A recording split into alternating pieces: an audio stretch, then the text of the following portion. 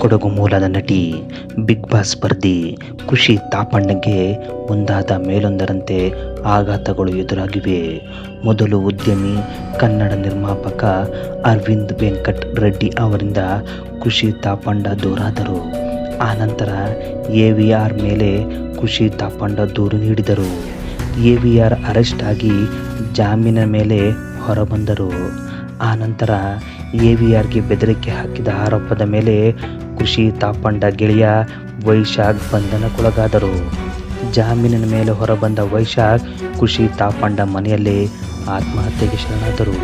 ಇಷ್ಟೆಲ್ಲ ಹೊಡೆತ ತಿಂದ ಖುಷಿ ತಾಪಣ್ಣ ಮಾನಸಿಕ ಯಾತನೆಯಿಂದ ಹೊರಬರಲು ಯತ್ನಿಸುತ್ತಿದ್ದಾರೆ. ಹೀಗಿರುವಾಗಲೇ ಸೋಷಿಯಲ್ ಮೀಡಿಯಾದಲ್ಲಿ ಖುಷಿ ತಾಪಣ್ಣಗೆ ಮುದಲಿಸುವವರು ಇದ್ದಾರೆ. ನಿಂದಿಸುವವರಿಗೆಲ್ಲ ತಮ್ಮದೇ ದಾಟಿಯಲ್ಲಿ ಖುಷಿ ತಾಪಣ್ಣ ತಿರುಗೇಟು ನೀಡಿದ್ದಾರೆ. ನಾನು ಮೌನವಾಗಿದ್ದರೆ ಅದು ದೌರ್ಬಲ್ಯ ಅಲ್ಲ. ನನ್ನ ಪರ್ಸನಲ್ ಲೈಫ್ ಬಗ್ಗೆ ಯಾರಿಗೂ ಉತ್ತರ ಕೊಡಬೇಕಾಗಿಲ್ಲ. ಯಾವುದೇ ವದಂತಿ ನನ್ನನ್ನು ಕುಗ್ಗಿಸಲಾರದು ಎಂದು ಇನ್ಸ್ಟಾಗ್ರಾಮ್ನಲ್ಲಿ ಖುಷಿ ತಾಪಣ್ಣ ಬರೆದುಕೊಂಡಿದ್ದಾರೆ. ಒಂದು ಪ್ರಶ್ನೆ ನನ್ನ ಮನಸ್ಸಿನಲ್ಲಿ ಪದೇ ಪದೇ ಬರುತ್ತದೆ. ಯಾರದ್ದೋ ನೋವನ್ನು ನೋಡಿ ಅದನ್ನೇ ಮನರಂಜನೆ ಮಾಡಿಕೊಳ್ಳುವಷ್ಟು ನಾವು ಯಾವಾಗ ಇಷ್ಟು ಬದಲಾಗಿ ಬಿಟ್ಟೆವು?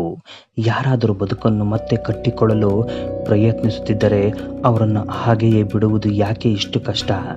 ನನ್ನ ಪರ್ಸನಲ್ ಲೈಫ್ ಬಗ್ಗೆ ಎಲ್ಲರಿಗೂ ಉತ್ತರ ಕೊಡಬೇಕೆಂಬ ಹಕ್ಕು ಎಲ್ಲಿಂದ ಬಂತು? ಮೌನವಾಗಿದ್ದರೆ ಅದು ದೌರ್ಬಲ್ಯವಲ್ಲ. ಕೈಂಡ್ನೆಸ್ ಅಂದರೆ ವೀಕ್ನೆಸ್ ಅಲ್ಲ. ನಾನು ಮೌನವನ್ನು ಆಯ್ಕೆ ಮಾಡಿಕೊಂಡಿದ್ದು ಗೌರವಕ್ಕಾಗಿ. ಕೈಂಡ್ನೆಸ್ಸನ್ನು ಆಯ್ಕೆ ಮಾಡಿಕೊಂಡಿದ್ದು ನನ್ನ ವ್ಯಕ್ತಿತ್ವಕ್ಕಾಗಿ. ನನ್ನನ್ನು ಎಷ್ಟು ತಳ್ಳಿದರು, ಎಷ್ಟು ಪ್ರಶ್ನಿಸಿದರು, ಎಷ್ಟು ಜಡ್ಜ್ ಮಾಡಿದರು, ಎಷ್ಟು ಕಥೆಗಳನ್ನು ಕಟ್ಟಿದರು, ನಾನು ಪ್ರತಿ ಬಾರಿ ಮತ್ತೆ ಎದ್ದಿದ್ದೇನೆ. ಇನ್ನೂ ಎದ್ದು ನಿಲ್ಲುತ್ತೇನೆ. ನನ್ನನ್ನು ಇನ್ನೂ ತಳ್ಳಬೇಕು ಅನಿಸಿದರೆ ತಳ್ಳಿ. ನೆಲದೊಳಗೆ ಇನ್ನೂ ಆಳಕ್ಕೆ ಹೂಳಬೇಕು ಎನಿಸಿದರೆ ಹೂಳಿ. ಬೇರುಗಳು ಎಷ್ಟು ಆಳವಾಗುತ್ತವೋ ಮರ ಅಷ್ಟು ಗಟ್ಟಿಯಾಗಿ ಬೆಳೆಯುತ್ತದೆ. ನಾನು ಈಗ ನಿಂತಿರುವುದು ದ್ವೇಷದ ಮೇಲೆ ಅಲ್ಲ, ಅಪ್ಪ ಅಮ್ಮನ ಪ್ರೀತಿ ಮೇಲೆ, ನನ್ನ ಕುಟುಂಬದ ಆಶೀರ್ವಾದದ ಮೇಲೆ, ನನ್ನ ಸ್ನೇಹಿತರ ಬೆಂಬಲದ ಮೇಲೆ, ನನ್ನನ್ನು ನಿಜವಾಗಿ ಅರಿತಿರುವ ಜನರ ವಿಶ್ವಾಸದ ಮೇಲೆ. ಪ್ರೀತಿ, ಕರುಣೆ, ಸಿಂಪತಿಯಿಂದ ಕಟ್ಟಿದ ನನ್ನ ಕಮ್ಯುನಿಟಿ.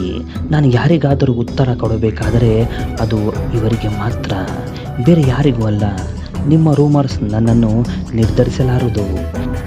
ನಿಮ್ಮ ಸ್ಟೋರೀಸ್ ನನ್ನನ್ನು ಬದಲಾಯಿಸಲಾರದು. ನಿಮ್ಮ ಪ್ರಯತ್ನಗಳು ನನ್ನ ಆತ್ಮವನ್ನು ಮುರಿಯಲಾರದು. ಯಾಕಂದರೆ ನನ್ನನ್ನು ದೇವರು ಕಾಪಾಡುತ್ತಿದ್ದಾನೆ, ನನ್ನ ಜನ ಕಾಪಾಡುತ್ತಿದ್ದಾರೆ. ನಿಮ್ಮ ಮೇಲೆ ನನಗೆ ಕೋಪ ಇಲ್ಲ. ನಾನು ನಿಮಗಾಗಿ ಪ್ರಾರ್ಥಿಸುತ್ತೇನೆ. ಒಂದು ದಿನ ನಿಮ್ಮ ಹೃದಯ ನಿಮ್ಮ ಅಭಿಪ್ರಾಯಕ್ಕಿಂತ ದೊಡ್ಡದಾಗಲಿ ಎಂದು. ಒಂದು ದಿನ ಬೇರೆಯವರ ನೋವು ನಿಮಗೆ ಎಂಟರ್ಟೈನ್ಮೆಂಟ್ ಆಗದೆ ನಿಜವಾದ ನೋವಾಗಿ ಕಾಣಲಿ ಎಂದು. ಒಂದು ದಿನ ನಿಮ್ಮ ಜೀವನದಲ್ಲಿ ಅಷ್ಟೊಂದು ಪ್ರೀತಿ ತುಂಬಿರಲಿ, ಬೇರೆಯವರ ಗಾಯಗಳಲ್ಲಿ ಸಂತೋಷ ಹುಡುಕುವ ಅಗತ್ಯವೇ ಬಾರದಿರಲಿ ಎಂದು ನಿಮ್ಮೆಲ್ಲರಿಗಾಗಿ ನಾನು ಪ್ರಾರ್ಥಿಸುತ್ತೇನೆ. ನನ್ನ ಜೊತೆ ನಿಂತ ಪ್ರತಿಯೊಬ್ಬರಿಗೂ ಧನ್ಯವಾದಗಳು. ನೀವೇ ನನ್ನ ಶಕ್ತಿ, ನೀವೇ ನನ್ನ ಧೈರ್ಯ, ನೀವೇ ನನ್ನ ಸುರಕ್ಷಿತ ಜಾಗ. ನೀವು ಇರುವವರೆಗೂ ದೇವರ ಆಶೀರ್ವಾದ ನನ್ನ ಜೊತೆ ಇರುವವರೆಗೂ ಯಾವ ವದಂತಿಯೂ ನನ್ನನ್ನು ಕುಗ್ಗಿಸಲಾರದು. ನಾನು ಮತ್ತೆ ಮತ್ತೆ ಹೇಳುತ್ತೇನೆ, ತಪ್ಪು ಎಂದು ಯಾರನ್ನು ಸಾಬೀತುಪಡಿಸಲು ಅಲ್ಲ, ನಾನು ಯಾರು ಎನ್ನುವುದು ಮರೆಯದಿರಲು. ಯಾಕೆಂದರೆ ದಯೆ ಯಾವಾಗಲೂ ದ್ವೇಷಕ್ಕಿಂತ ದೊಡ್ಡದು, ಪ್ರೀತಿ ಯಾವಾಗಲೂ ಗದ್ದಲಕ್ಕಿಂತ ದೊಡ್ಡದು, ಮತ್ತು ಗೌರವ ಬದುಕುವುದು ಯಾವಾಗಲೂ ಗೆಲುವೆ ಎಂದು ಖುಷಿ ತಾಪಣ್ಣ ಇನ್ಸ್ಟಾಗ್ರಾಮ್ನಲ್ಲಿ ಬರೆದುಕೊಂಡಿದ್ದಾರೆ.